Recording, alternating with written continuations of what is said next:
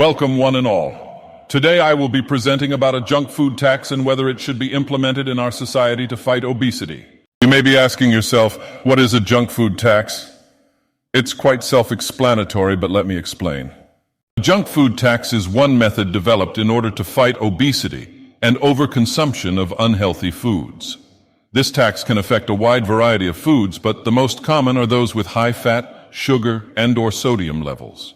These foods typically have a significant calorie density that is not reflected in its price.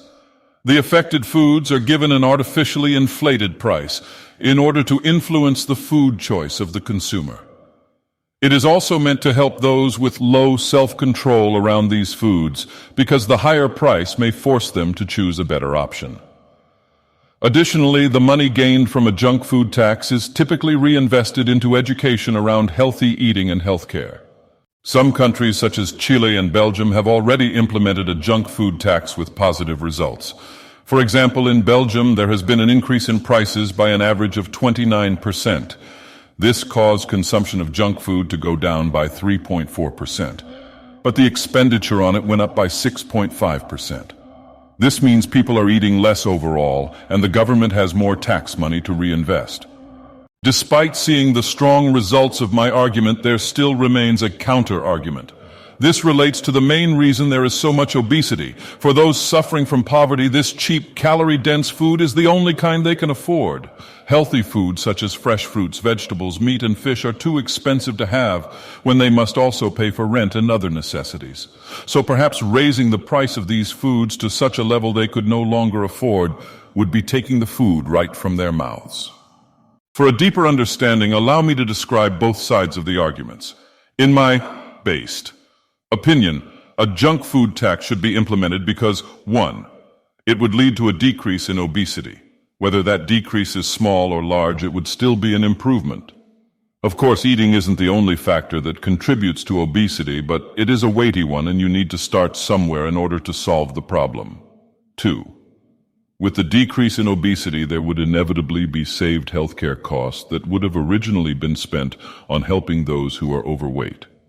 Obesity can cause major health problems such as type 2 diabetes, coronary heart disease, and cirrhosis of the liver.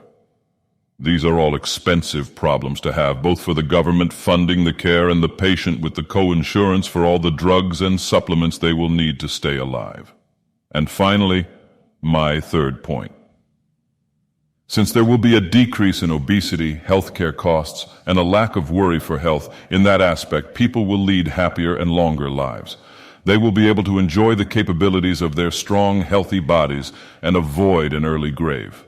And now for the possible reasons a junk food tax should not be implemented, silly as they are. The very first reason many believe a junk food tax should not be implemented is because, as mentioned earlier, this calorie-dense food is often the only kind of food that those suffering from poverty can afford. It allows them to get the energy they need, albeit a poor form of energy, to function. Secondly, cheap junk food is nice for the basic reason that people enjoy sugary foods, and it's nice that they can obtain them cheaply. Many people need to unwind after a hard day and have a tasty treat. For many, it's the highlight of their day, and making that treat more expensive could be seen as cruel or unfeeling. Finally, people have free will, and ultimately it is their choice to eat poorly. If someone chooses junk food, perhaps it's not just because of the price, and they simply prefer it and have grown beyond the care for so-called healthy eating. At least that's what I would imagine. I don't personally know. As all things do, there is some common ground to these opposing views. Clearly, both my argument and this hypothetical argument hold the opinion that people should be free to make their own choices. It's an important aspect of being human and of living in a free country, so that should be the very last thing taken away from people. Secondly, both arguments agree that a junk food tax would in fact take food away from those in poverty. It would be cruel to take away their source of sustenance without some compromise. Finally, that brings me to the last part of my junk food proposition. How can I compromise with the other side of the argument? Well, I of course have two ways to make us both happy. Firstly, it's clear from data collected from other countries which implemented the junk tax that there is a net gain to the tax money collected even when actual consumption of junk food decreased. Therefore, We could use that extra money to subsidize the cost of natural and healthy foods.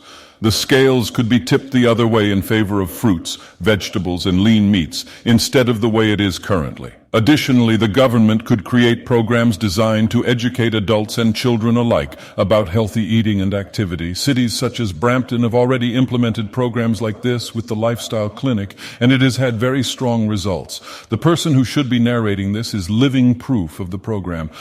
Clearly, a junk tax would give officials the resources to make these changes and is a proven method to make the population healthier.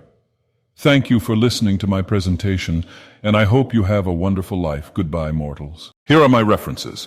Of course, I could never plagiarize. That's something that weak-willed academics do. I have 3 sources for my information used in this presentation, from 3 reputable, peer-reviewed authors. The data truly is glorious, is it not? I hope you agree, because that would be the correct view to hold. I should know. It's mine. Next are the photo sources I used. These photos are fitting, yes? They all have to do with unhealthy food and a possible tax on said food, other than the maps of Belgium and Chile, of course. Those are just maps, obviously. I used 7 images overall, not counting the use of my beautiful visage, mind you.